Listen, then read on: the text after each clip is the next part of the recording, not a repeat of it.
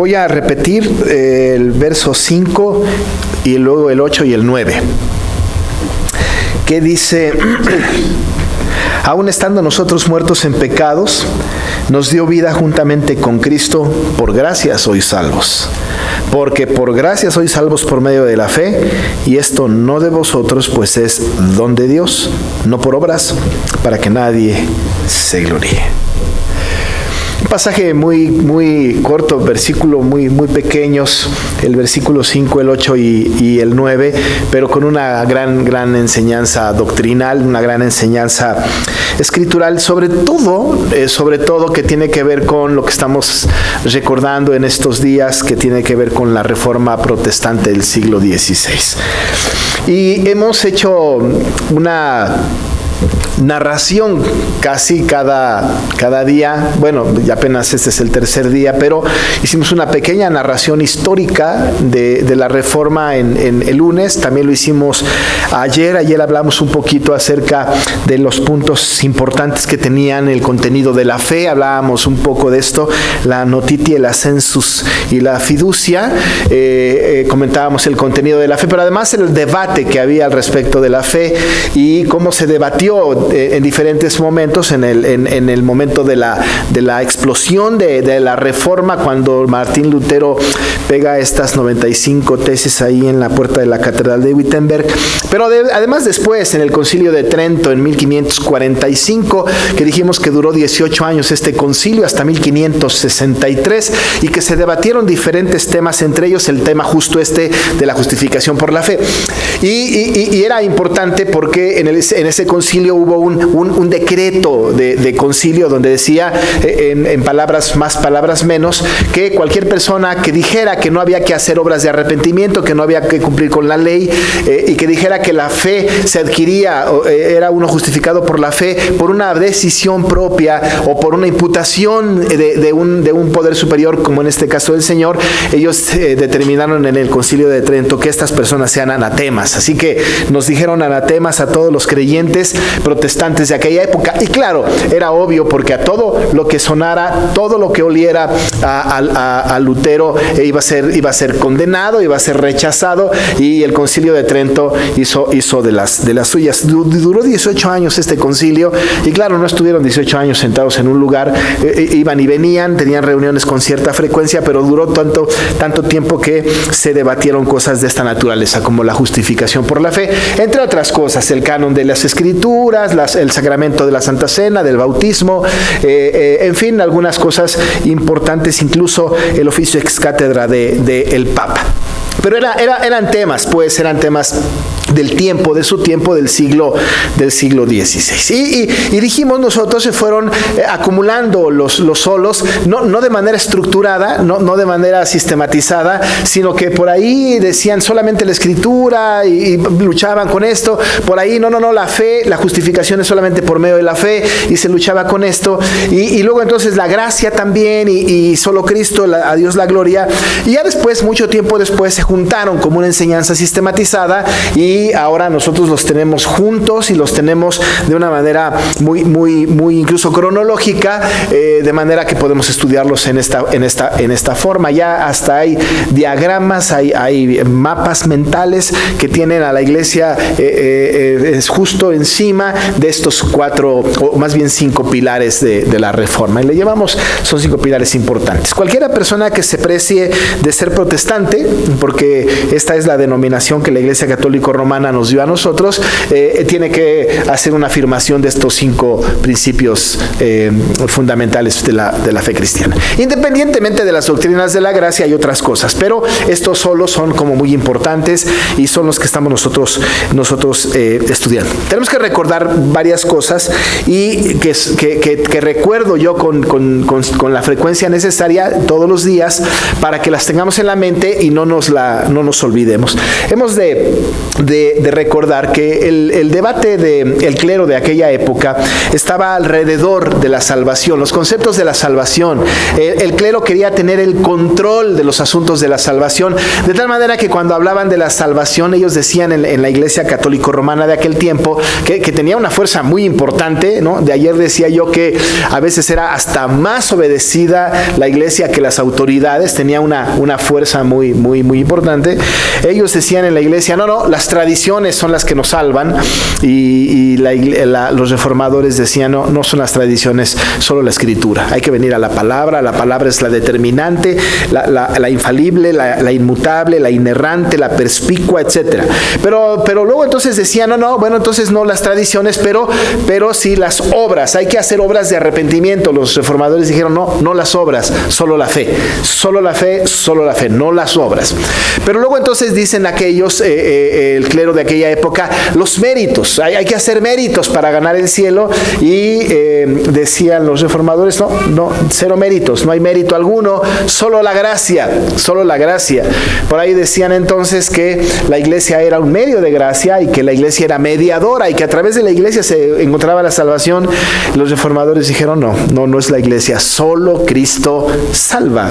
Y no se atribuye ninguna cosa de esto, porque nosotros tenemos el quinto postulado que encierra a todos los demás, que es solo a Dios la gloria. Así que no había manera de cómo escaparse. La doctrina de la salvación pues estaba en el debate, y en este siglo XVI, en esta reforma importante, se debate sobre este asunto, y bueno, hay una protesta significativa.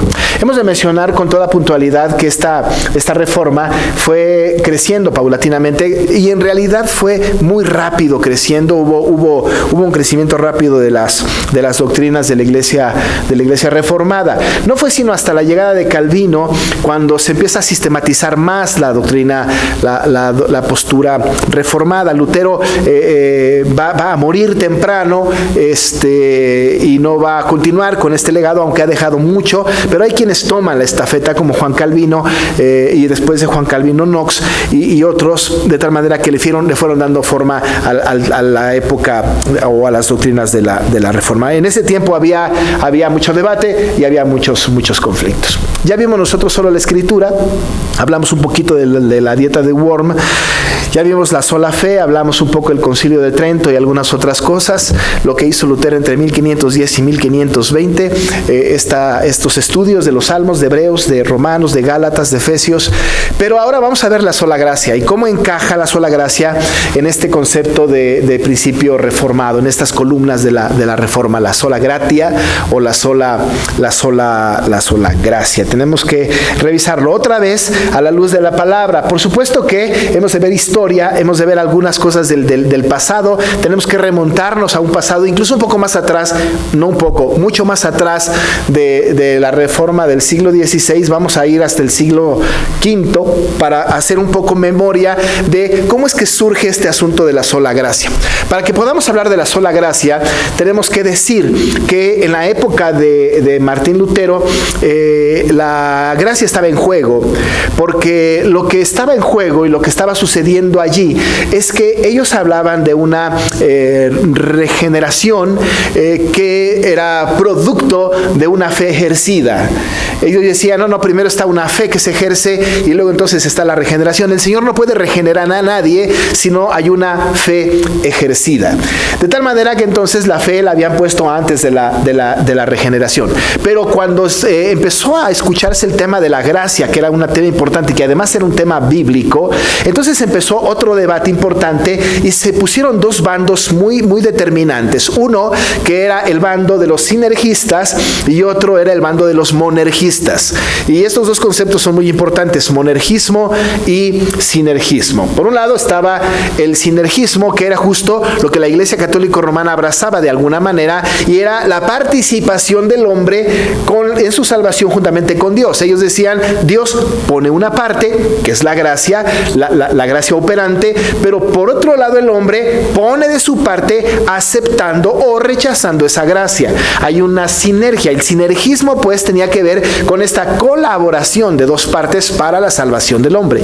Ellos insistieron que el hombre podía o tenía la capacidad de aceptar o no aceptar dicha dicha gracia. Era un debate. Pero por otro lado estaban en esa época, y encabezado por Martín Lutero, por Zwinglio también, el monergismo. El monergismo hablaba de que no, que la salvación era operada por una sola persona, y este era Dios. Es decir, Dios daba la salvación. Ese es el monergismo, de ahí mono, ¿no? De uno solo, ¿no? De energía, ¿no? El ismo es la creencia o la tendencia hacia esta corriente, y decían, pues no es cierto, solamente Dios opera. Dios hace todo, absolutamente todo. Y entonces estuvieron estas dos líneas, monergismo y sinergismo, que vale la pena tenerlas en la mente. Eso sucedió en 1517. Pero este asunto no es nuevo para el clero y tampoco es nuevo para Lutero.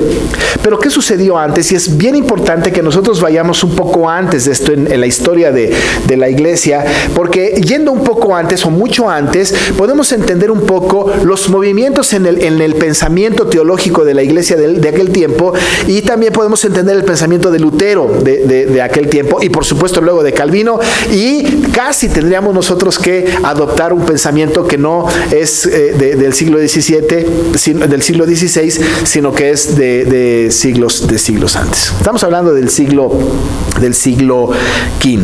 ¿Qué pasó en el siglo V? En el siglo V, y básicamente todo sucedió en el siglo V, aunque los personajes de los que voy a hablar nacieron en el siglo anterior, nacieron en el 360, 363, y van a morir en el 400 y algo, pero nacen dos personas y viven dos personas en esa época, dos personas antagónicas, dos personas que determinan de alguna manera la manera de creer de las personas de aquel tiempo, y que fueron importantes personajes en la historia del clero de ese tiempo. Estamos hablando de Agustín de Hipona, por un lado, y estamos hablando, por otro lado, de su antagónico. Cada hombre de Dios tiene un antagónico, como Calvino lo tenía en Arminio, por ejemplo. Pero estos dos, este hombre Agustín de Hipona tiene una contraparte, tiene un antagónico, que es este famoso Pelagio. En el siglo V. Hay dos personajes importantes, Agustín y Pelagio. Ambos van a hacer su oficio en la Gran Bretaña, en esta parte del mundo, y van a tener una tarea muy importante. Pero ¿qué es el debate? ¿Por qué estamos recordando a personajes como Agustín de Hipona y por qué estamos pensando en personajes como Pelagio? Por una simple razón. Ambos tienen posiciones encontradas respecto de la gracia.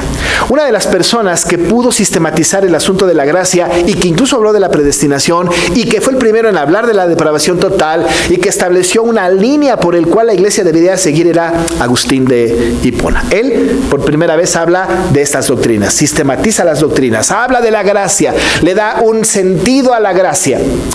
Agustín, una de las cosas que dijo, por lo cual él concluye el asunto de la gracia y le da o sistematiza la doctrina de la gracia, y por supuesto tomando la Biblia como fundamento, lo que dice Agustín es muy simple. Él dijo: el hombre pecó en Adán.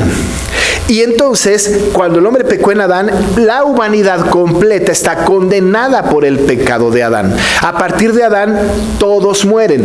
Esto no era una idea revolucionaria tanto, porque la Escritura lo decía: por cuanto todos pecaron, están destituidos de la gloria de Dios. Claro que en aquel tiempo tampoco estaba tan difundida la palabra a todo el mundo. El clero, de todas maneras, aquellos tenían como acaparada un poco la Escritura. Pero Agustín leía esto. Y entonces él habló por primera vez de un concepto que era importante que en ese tiempo se aclarara, y él habló del pecado original. Y ese pecado original era un pecado original que traía como consecuencia que a partir de Adán, representante corporativo, y también por primera vez se habla de la doctrina de la imputación, es imputado el pecado de Adán en toda la raza humana a partir de su propio pecado. Es decir, que todos en Adán, después de Adán, iban a nacer con ese pecado original. Hay que recordar, y en el pensamiento de Agustín es: primero pecó y luego fue el pecado original, no al revés. No fue el pecado original primero y luego pecó.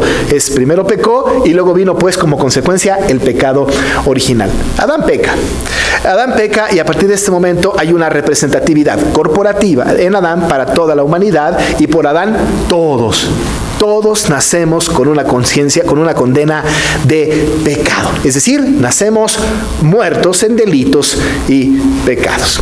Esto estableció Agustín. Pero en ese tiempo sale por ahí el tal Pelagio, ¿no?, hablando acerca de que Agustín estaba equivocado y dice, no, de ninguna manera, no hay tal cosa como pecado original. Y lo que dijo Pelagio fue que en realidad ciertamente Adán pecó, pero el pecado se le debe atribuir exclusivamente a Adán y a nadie más que Adán. Cada persona nacida después de Adán tiene la responsabilidad incluso de permanecer toda su vida bueno. Puede vivir toda su vida bueno, puede no pecar nunca. De tal manera que no se le puede atribuir de ninguna manera a toda la humanidad un pecado que había cometido otra persona. Y entonces Pelagio dijo, no hay esto, no existe tal posibilidad, no hay tal pecado original. El pecado se le atribuye a Adán y solamente a Adán, pero a partir de ahí cualquier persona que peca se constituye pecador, mientras que no haga su primer pecado, no es pecador. Una corriente bastante perversa, ¿no? Pero Pelagio era perverso.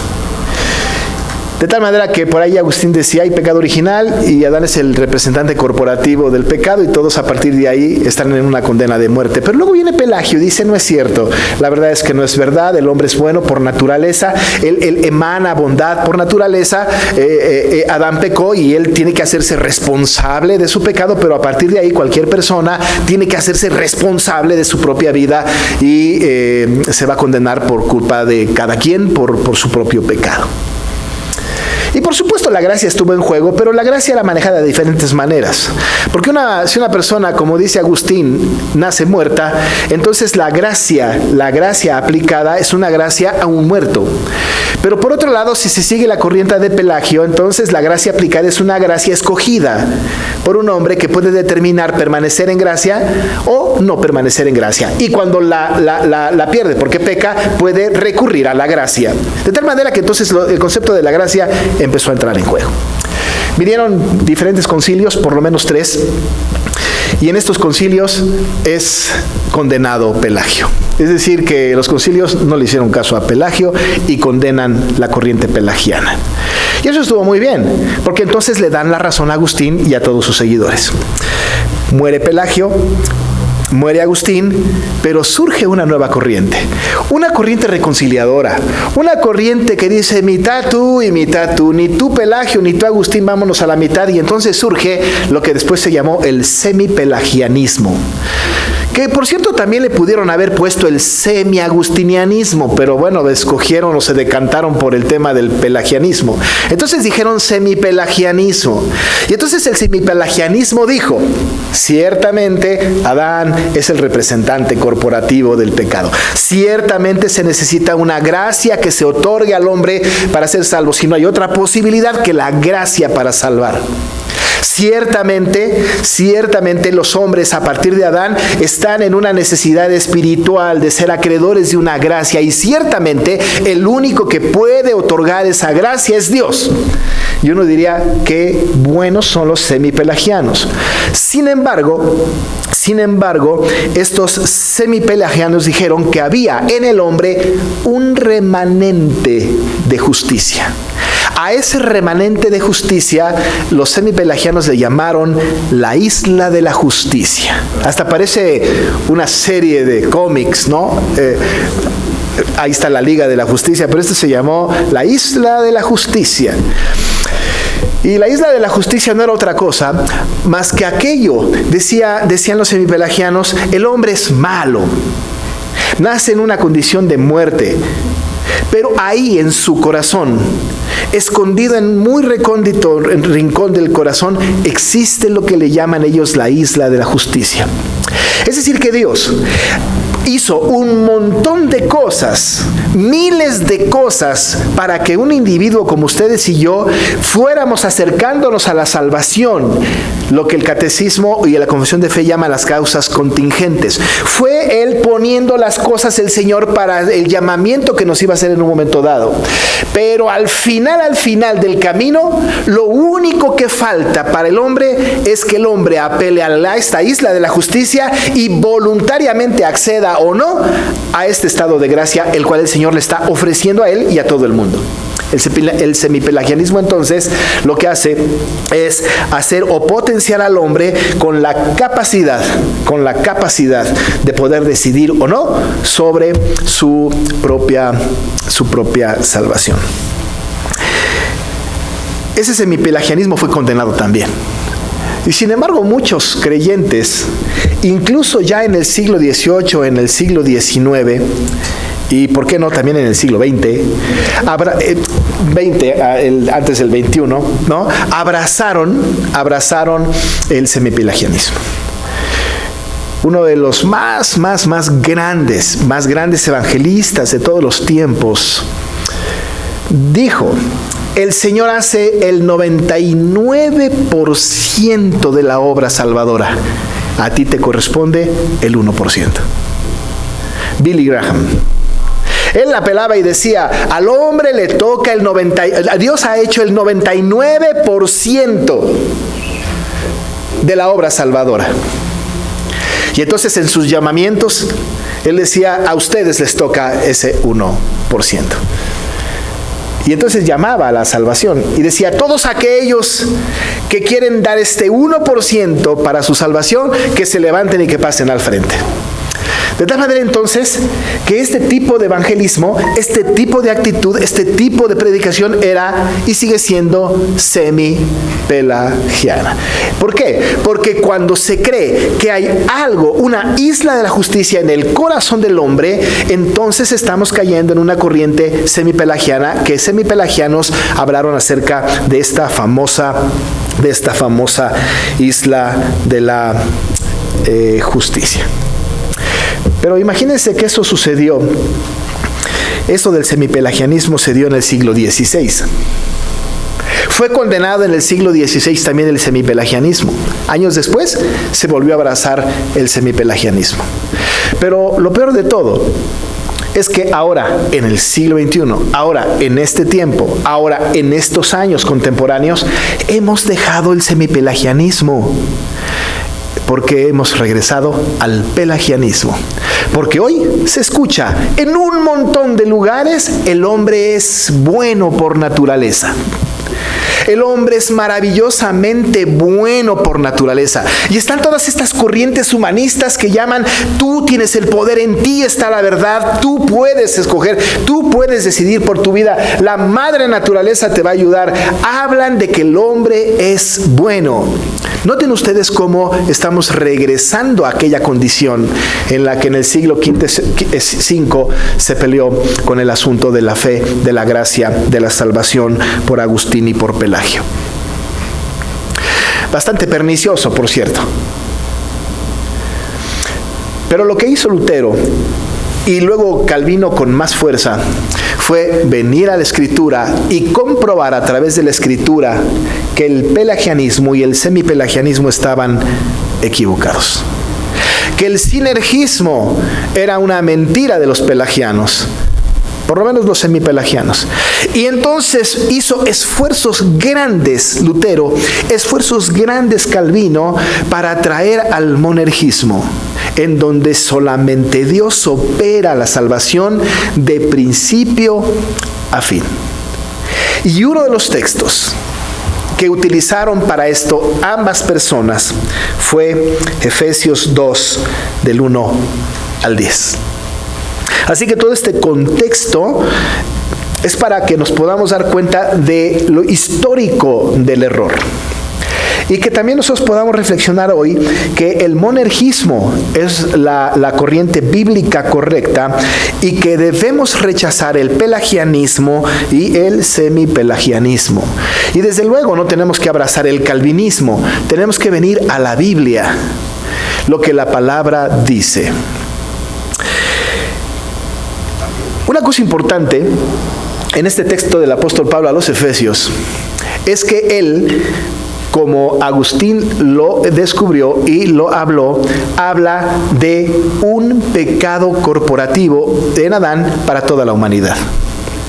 Y le menciona a los efesios que estos efesios, que por cierto les escribe a una iglesia, a unos salvos, les dice, ustedes estaban muertos en delitos y pecados.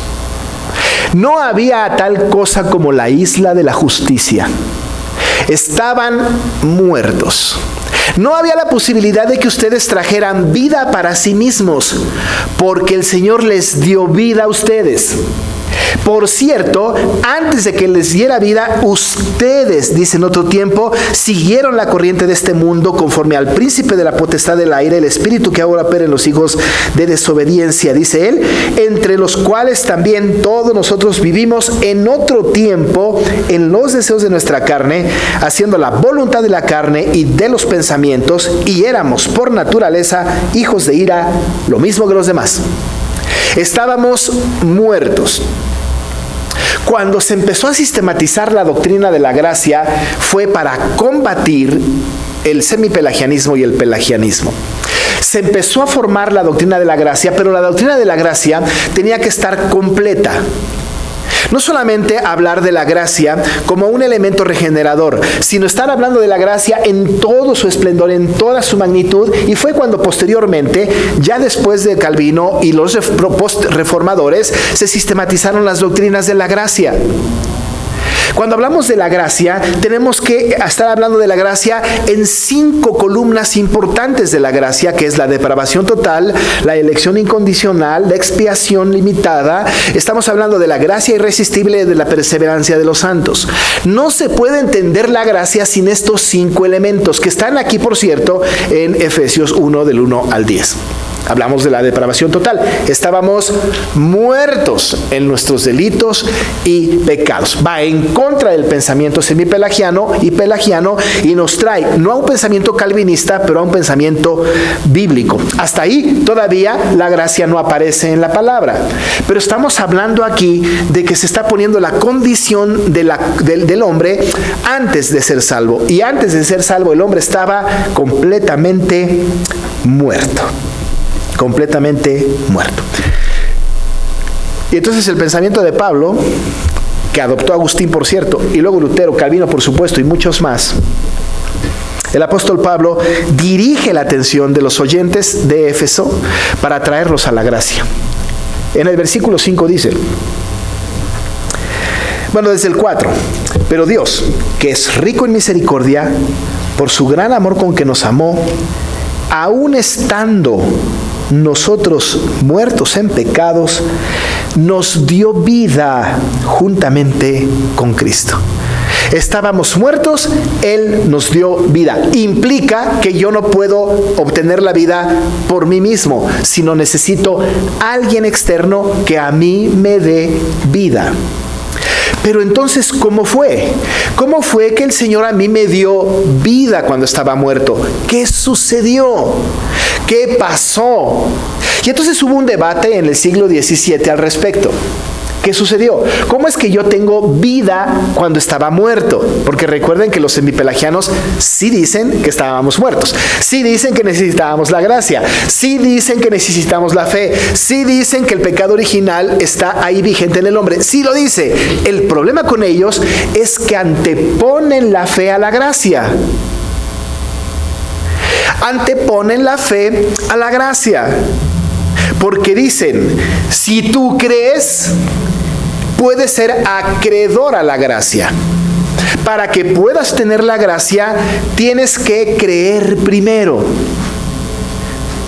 Entonces lo que aquellos dijeron en el concilio, en esta reunión, no en el concilio, en este momento, bueno, en el concilio de Trento lo afirmaron, pero en la época de la Reforma, ellos dijeron, ciertamente estábamos muertos, ciertamente el Señor nos salvó, pero para que esto pudiera pasar, tuvimos que haber creído primero. Una vez creyendo, el Señor, como vio que yo creía, entonces me participó de su gracia. Y la pregunta es entonces, en aquel tiempo, ¿la fe antecede a la gracia o la gracia antecede a la fe? Y para decirlo en términos más coloquiales para nosotros, ¿no?, en nuestros tiempos es, ¿qué fue primero, la fe o la gracia? Y Y entonces el apóstol, por supuesto que va en el camino de enseñarnos esta verdad y pone entre paréntesis como para después explicarlo en el versículo 8. Dice en el 5 entonces, aún estando nosotros muertos en pecados, nos dio vida juntamente con Cristo, y entre paréntesis pone, por gracia sois salvos. Por gracia sois salvos. De ahí se brinca al versículo 8. En realidad yo me brinco al versículo 8. Todavía está el 6 y el 7, pero es una oración parentética. Pero nos vamos al 8, en donde explica por qué dijo, por gracia sois salvos. Ha dicho que estábamos muertos. Ha dicho que estando muertos nos dio vida a nosotros, estando muertos, por gracia. Y entonces procede a explicar en el versículo 8. Dice Martín Lutero que de un lector avesado, conocedor de la corriente teológica del apóstol Pablo, si lee el versículo 8 con conciencia, ha leído toda la Biblia. Porque el versículo 8 de Efesios 2 prácticamente resume el plan redentor de Dios contenido en toda la palabra. Ahora, desde luego hay que leer toda la Biblia, ¿no es cierto? Pero este puede ser el resumen prácticamente de toda la Biblia. Porque por gracia, dice él, sois salvos por medio de la fe, y esto no de vosotros, pues es don de Dios. Si no conociéramos los antecedentes, si no supiéramos del semipelagianismo y del pelagianismo, si no supiéramos de toda la controversia que hubo en la época de Calvino, si no hubiésemos sabido que en la época de Calvino tuvo su antagonista Arminio, que fue pelagiano y semipelagiano después, si no supiéramos esta información, este versículo tendría para nosotros una gran paz. Pero como tenemos esta información histórica y nos enfrentamos a este versículo, cobra el sentido entonces todo lo que está pasando en la iglesia moderna de este tiempo. Entonces aquí lo que está haciendo el apóstol Pablo, escribiéndole a los efesios, diciéndoles, la gracia antecede a la fe. La gracia es primero que la fe. Que nadie se confunda. La fe no viene primero que la gracia. Una persona no puede ejercer su fe sin la gracia. No hay más cosa o más claridad que el texto. Porque por gracia sois salvos. Por medio de la fe. Ahora, perdón por el ejemplo, pero es como si yo tuviera un plato de comida y tengo mi cuchara y yo meto mi cuchara a la comida. La cuchara sería la fe, la comida sería la gracia. Lo único que hace la cuchara es trasladar a la gracia a mí. Pero la gracia está ahí. La gracia es el alimento sólido. La gracia es la que opera. La fe es vehículo de la gracia. La fe es la que conduce a la gracia. Y por supuesto, ambas cosas son don de Dios. La gracia viene primero como un acto soberano, libre del Señor a personas que, como lo definí el domingo pasado, a personas que no solamente no lo merecen, sino que merecen lo contrario. Porque estaban muertos y la paga de pecado es muerte. Y entonces el apóstol está diciendo que la gracia es el elemento fundamental por el cual la vida de los creyentes es cambiada. Y lo que el Señor utiliza para traer su gracia a nosotros es la fe. Pero una persona que ejerce la fe salvadora es aquella a la que ya le fue dada la gracia. No se me vayan a confundir mucho. Pero el Señor hace acto regenerador en nosotros, nos otorga su gracia. Una vez regenerados nosotros, una vez con el corazón cambiado, una vez viniendo de las tinieblas a la luz, en ese momento que pasa esto, ejerzo mi fe voluntaria. Y digo, sí creo. Creo en Jesús. Porque ya fui agraciado por Él. De tal manera entonces que yo voy a creer porque su gracia me fue dada. El apóstol dice, por gracia sois salvos por medio de la fe. Y esto no de vosotros. Pero ¿qué es esto? ¿La gracia o la fe? Pues las dos. Esto, ni la gracia, ni la fe, dice esto no es de ustedes. Aquella idea de la isla de la justicia, en donde había un resquicio, un remanente de justicia en el corazón del hombre, no existe. No de vosotros. Aquella posibilidad de que el hombre es muy bueno por naturaleza no existe. Esto no de vosotros. Esto es don de Dios. No por cualquier cosa que ustedes puedan hacer, para que no se gloríen, para que no se exalten, para que no digan me la gané, para que no digan por mis méritos lo logré. Dice él, no por obras, para que nadie se gloríe. Hace unos meses en la clase de Efesios puse este ejemplo, 2 ejemplos. Uno, un evangelista, yo lo leí esto, pero un evangelista dice que la salvación es como aquel hombre que se está ahogando y está en el agua y está cayendo en el agua y lo único que le queda afuera son sus dedos de sus manos. Para que él pudiera salvarse, dice evangelista, necesitaba una persona que le tirara un salvavidas. Pero la característica de esta persona era tal, y ahí estaba comparando al salvavidas con Dios, era tal que podía percibir, tan lejos estaba el que se estaba ahogando, que lo podía ver con toda claridad. No solamente esto, sino que además tenía la capacidad de salvavidas de lanzar un salvavidas y que el salvavidas cayera justo en el lugar en donde estaba el muerto, el que se estaba muriendo. Además, el salvavidas podía gritar, tómate del salvavidas, tómate de la tabla. Pero si el individuo que está ahogándose no se adhiere de la tabla o del salvavidas, por mucho que esté haciendo el salvavidas, se va a morir. Porque lo que tiene que hacer es asirse, tomarse del salvavidas. Si no se toma del salvavidas, se va a morir. Y entonces hay una apelación al arrepentimiento y le dice a la gente, ustedes están en esta condición. El Señor ha tirado sus salvavidas. ¿Lo vas a agarrar o te vas a ahogar? No, pues la gente, yo lo quiero agarrar, pues vengan a Cristo. Pero esta es una predicación semipelagiana. La otra ilustración es de un hombre que está enfermo en el hospital. Y está tan enfermo que no puede hacer nada. Necesita de alguien que venga a darle su medicamento para que viva. Y entonces viene alguien, Dios.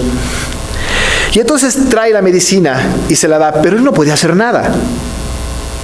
Está inconsciente. Entonces abre la medicina el que está ahí.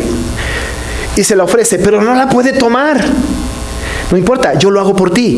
Toma la cuchara y la sirve en la cuchara y le da la cuchara al enfermo. Pero no la puede agarrar. No importa, lo hago por ti. Tomo la cuchara y te pongo la cuchara en tus labios. Y no puedo beberla. Bueno, abro tu boca y te la pongo en la boca. Pero de ahí en adelante, tragarla es tu responsabilidad. No puedo hacer nada. Y entonces el semipelagiano dice, Dios ha hecho todo. Te encontró enfermo, te trajo el medicamento, abrió tu boca, te puso la medicina. Lo único que tienes que hacer ahora es tragar la medicina. Hasta ahí Dios no va a llegar. No puede. ¿Quieres ser salvo? Toma, traga la medicina. Una predicación semipelagiana. ¿Y qué es lo que sucedió? Que demeritan la gracia, anteponen la fe a la gracia. Hay obras que hacer, cuando la Biblia claramente dice, no por obras para que nadie se gloríe. En el primer ejemplo del ahogado, en realidad no es cierto. No es cierto que el hombre estaba con sus dedos afuera del mar. Lo más real es que el hombre estaba en lo profundo del mar completamente muerto. Y el salvavidas fue capaz de tomarlo y de sacarlo y de darle nueva vida. Esto es lo correcto. Aunque es una ilustración absurda, el predicador pudo haber dicho esto y era todavía más correcto. La sola gracia tiene que ver con un acto soberano, exclusivo de Dios. La sola gracia va en contra del semipelagianismo y del pelagianismo.